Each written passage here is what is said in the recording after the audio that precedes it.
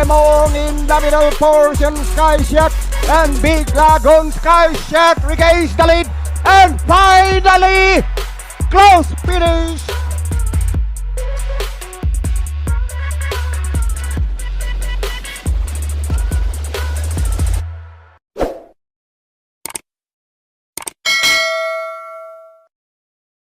Good day bayang karerista, welcome back sa ating channel dito sa Karera sa Pinas. Muli tayong magbibigay ng ating mga kursunada, tips at analysis para naman sa maganganap na karera. Ngayong araw ng Webes, June 4, 2026, balik tayo ng isang araw dito sa racetrack ng Metro Manila Turf Club sa Malvar, Batangas. Magsisimula ang mga karera ng alas 5:30 ng hapon. Meron tayong 7 karera na paglalabanan sa distansyang 1400 meters. The usual, meron tayong isang set ng winner take all, isang set ng pick 6, isang set ng pick 5, isang set ng pick 4 at syempre nandyan yung mga paborito nating exotics. Ito na nga ang Thursday racing na hinanda ng MMTCI para sa ating bayang karerista. Either ito yung na-cancel or in advance na nila yung karera para next Friday dahil Independence Day pala next Friday. Sa unang tingin medyo mahirap din ang karera ngayong Thursday, tas puro 1400 meters, kaya magandang laban na makikita natin dito. Magsitama sana tayo, makachamba sana tayong dehado, kaya lagi nyong isama yung mga silip nyo dahil siguradong yan na magbibigay sa inyo ng magandang dividendo. Huwag na natin patagalin pa, simulan na natin magbigay ng giya bayang karerista. Race number 1, start ng ating winner take all, races 1 to 7, isang 3-year-old and above maiden race group placers. Meron tayong 6 na kalahok. Dito ang first choice ko, yung numero 5 si Edge of Glory, kagabay ni John Alvin Guse. Last May 27, dito rin sa Metro Turf, nagtalayan ng 1 minute 29.2 sa 1400 meters kung saan pumang-apat kila Hermes Way at Artikulo 11. Ito, laging timbangan na lately, gusto nang manalo nito, natatapat lang sa malalakas na kalaban eh. Ngayon, pinasubok ulit kay Alvin, baka sakaling ngayon na manalo at makagraduate to. Makapwesto lang agad to, tingin ko pwede na manalo to, medyo may kahirapan lang patakbuhin to eh. Pero dyan ako, ang panigundo ko naman dito yung numero 2 na si Bossing Ray, kagabayan ni Saddam Pilapil. Last May 27, dito rin sa Metro Turf, dun din sa karera nila Hermes Way at Artikulo 11, pumang-anim yan. Nagtalayan ng 1 minute 30.4 sa 1400 meters. Ito, ang lakas ng benta nito nung nakaraan, biglang benta to eh. Pero walang ginawa, tingin ko nanibago pa. Dito baka sakali mas maganda na i-perform, baka makita na natin yung tunay na butin itong kabayan ni Boss Bear Cruz, kaya ito ang panigundo ko. Good luck bayang karerista. Race number 2, start ng ating pick 6, races 2 to 7, isang Pilracom rating based handicapping system class 5, 17 to 41 split, meron tayong 9 na kalahok. First choice ko dito, numero 1 si California King, gagabay ni Pabs Cabalejo. Last May 29, dito rin sa Metro Turf, nagtalayan ng 1 minute 29.8 sa 1400 meters, kung saan pumang-apat kila Malabon King at Dos de Junio. Ito yung mga dito nung nakaraan, pero pang-apat lang dumating. Dito parang masumina yung laban niya. Agrabyado lang sa numero, nasa loob, pero natatandaan ko, nanalo na yan na numero 1 din ng pwesto. Kaya tingin ko, pwede din yan. Kung hindi may iwan, para sa akin, malaki pa din ang panalo na itong kabayan ni Boss Mike. Ang panigundo ko dito yung numero 4 si Saving Sunset, gagabay ni Jigger Paano. Last May 15, dito rin sa Metro Turf, nagtalayan ng 1 minute 14.6 sa 1200 meters. May best time naman yan na 1 minute 29.8 sa 1400 meters. Ito naman kinapos nung nakaraan, lakas ng sugod nito eh. Kaso patok yung tenacity nung nakaraan. Dito baka sakaling dito manalo na. Humaba pang distansya, konting buenas lang kay kasulot. Tingin ko pwede na din makatikim ng panalo to. Good luck bayang karerista. Race number 3, start na ating pick 5, races 3 to 7, isang Pilracom rating based handicapping system class 3, 57 to 70, meron tayong 9 na kalahok, parang sweepstakes na naman to. Ang first choice ko dito, numero 4 si Birchstone, gagabay ni Boji Henson. Last May 14, sa PJC, nagtala ng 1 minute 17.6 sa 1300 meters, kung saan pumangpito kala Ace of Diamond at Andiamo Abiarense. May best time yan sa 1400 meters sa 1 minute 25 dito sa MMTCI. Nung nakaraan, pinangrabit lang to kay Ace of Diamonds, kaso di kinaya yung ere. Dito baka sakaling ilaban na, baka sundan niya lang yung Chancelicious dito. Malamang si Perfect Delight naman ang ipanglulutya doon. Tingin ko mag-aabang lang to. Alam naman natin yung galing nitong kabayan na to eh. Tingin ko off lang ng mga nakaraan, pero baka sakali maganda na yung condition ulit nito. Ang panigundo ko naman dito yung numero 8 na rin na si Chancelicious, kagabay ni Patty Dilema. Last May 20, sa PJC nagtala ng 1 minute 10.2 sa 1200 meters, kung saan tinalo niya si Lucky Mama. May best time naman yan sa 1400 meters dito sa Metro Turf na 1 minute 27. Ito, tip-top shape to ngayon. Isa pa, home court niya tong MMTCI. Tapos binalik pa kay Patty. Problema ko lang dito, baka pakialaman to sa unahan eh. Or baka labanan na siya agad ni Birchstone ng isahan. Kung ganun ang senaryo, baka ibang manalo. Baka masilat sila parehas. Pero kung wala naman sumabay dito at papabayaan, baka mahirapan na silang ngabulin to. Good luck bayang karerista. Race number 4, start ng ating pick 4, races 4 to 7, isang Pillarcom rating based handicapping system class 4, 42 to 56 split, meron tayong 8 kalahok. Dito ang first choice ko, couple entries 1 and 1A, Saisi Sant at 1A Bravo. Mas tinitignan ko dito yung 1A na si Bravo, gagabayan ni Claro Espare.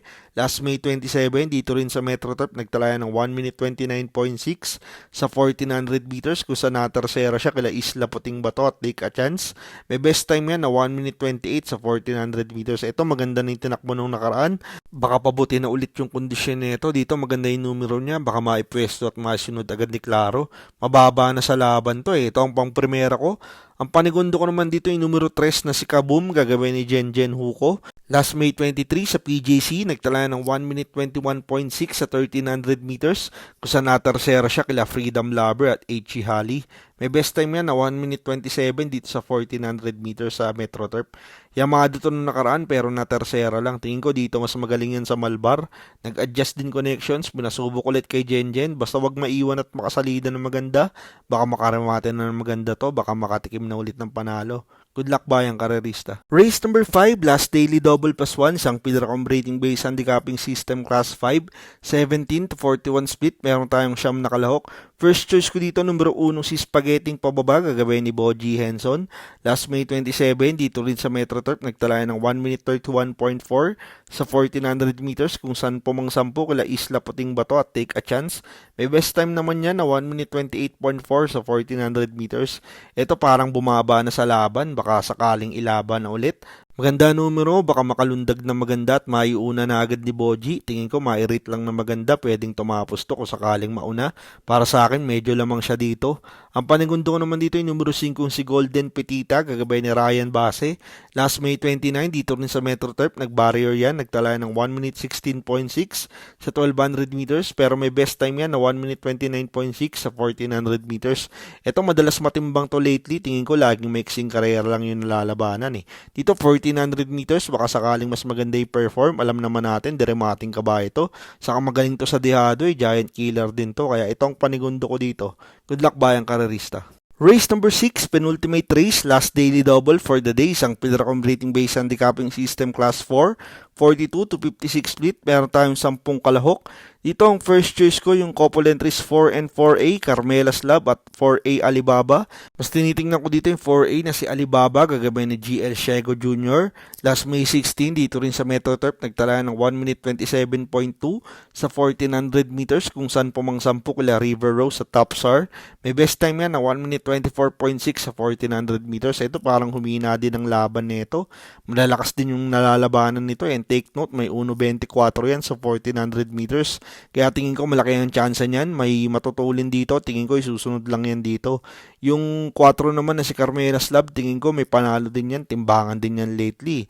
Deramating kabayo. Pag nagkaroon naman ng haguran or mapuwersa yung couple entry niya, tingin ko pwedeng rumimate yan. Itong 4 and 4A, tingin ko parehas may panalo. Ang panigundo ko naman dito yung numero 6 na si Basket of Gold. Kagabay ni John Alvin Guse, last May 30. Dito rin sa Metro Turf, nagdala ng 1 minute 28.2 sa 1400 meters. Kung saan pumang-anim kila Kai at Perpetuator. May best time yan na 1 minute 27 sa 1400 meters. Ito naman, malalakas yung nalabanan sa unahan nung nakaraan. Dito sa kareran to, tingin ko ito ang magdadala ng unahan. Binalik pa kay Alvin, baka sakaling ilaban to. Pag pinabayaan nila to sa unahan, kayang-kayang tumapos nito. Kaya ito ang panigundo ko. Good luck bayang karerista. Race number 7, last race for the day, isang Pillarcom rating based handicapping system class 4, 42 to 56 split, meron tayong siyam na kalahok. First choice ko dito yung numero 4 si Sing A New Song, gagabay ni Arce Baldonido. Last May 24 sa PGC, nagtala ng 2 minutes 10.6 sa 2000 meters kung saan pumangwalo kila Primavera at Marvelous Maxine. May best time yan na 1 minute 27.4 sa 1400 meters. Ito bago yung Chairman's Cup 2. Maganda na tinakbo nito na segundo. Parang nagamayan ni Ona Parang humina ang laban dito. Baka sakaling maisunod ulit niya at ipwesto agad. Baka makapanalo na ulit yung stable ni Boss Choi at Madam Renzel. Ang panigundo ko naman dito yung numero 9 si Calendar Girl. Bagagabay ni Jenjen Huko. Last May 2. Dito rin sa Metro Turf, nagtala ng 1 minute 29 sa 1400 meters kung saan pumang-5 kila Catania at make no mistake. May best time yan na 1 minute 26.6 sa 1400 meters. Ito maganda numero, nasa labas. Parang bumaba na din sa laban to. Maganda pwesto, baka maiuna agad ni Jenjen. Ito nakikita kong pwede magdala ng unahan dito kung walang hahabol, baka makasolong taga, baka makatapos ng karera. Ito ang panigundo ko. Pero last race, paratingan. Magulong karera din to, lagi nating paalala, magdagdag kayo. Sama nyo yung mga silip ng dihado para pag namumuro na kayo, mas malaki na ang tsansang manalo ng mga parating nyo dito sa huling karera. Good luck bayang karerista. At yan ang ating mga kursunada, tips at analysis para naman sa magaganap na karera ngayong araw ng Huwebes, June 4, 2026. Dito naman sa racetrack ng Metro Manila Turf Club sa Malvar, Batangas. Lagi natang paalala, ito'y sariling aral at kursunada lamang pagdating sa tayaan, kayo pa din ang masusunod. Maraming salamat sa inyong patuloy na pagsuporta dito sa Karera sa Pinas. Makatulong sana ang ating mga giya at kursunada, magsitama sana tayong lahat. Happy racing at good luck bayang karerista.